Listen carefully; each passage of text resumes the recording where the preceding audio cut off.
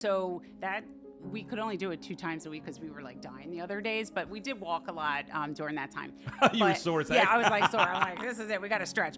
And my wonderful girlfriend and my best friend, Denise Brandt, she helped me with that video too. I was like, I'm recruiting somebody. I need people. At one point, I had a Versus Bakery in the house. I love them. They're my neighbors. They came over and we had a group of girls, and we tried to make it fun and show people that even though this could be the worst possible financial situation for somebody, or their gyms are closed, they don't have access to different things, we're going to make the best of it. And that's what we did. And we had fun, and people looked forward to the workouts.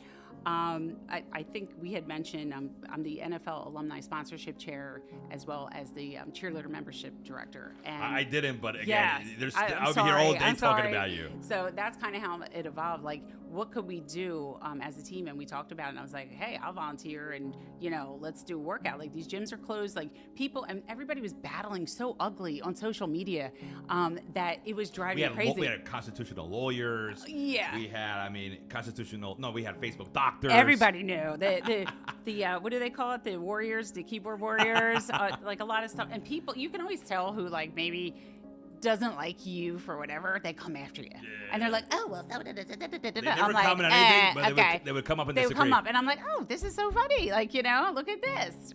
So, and it's funny. People really show their true colors. But, my whole thing is I believe in what I believe in. You may not agree with me. You can disagree, but it's how we talk to each other, and your delivery on your message, I think, is super important. But so the purpose of that video was to kind of, offset focus and have people do something positive instead of sitting on their computer every day. And then, we talked about people were making banana bread, people were doing this and that, and people were actually getting sicker. I mean, both of my kids actually gained weight, and I'm like, because they refused to work out with me, they gained weight. My son went through like a little bit of depression, and he had anxiety when he went to middle school, like to the point where we changed over their schools. We felt like it was time for a change in their school.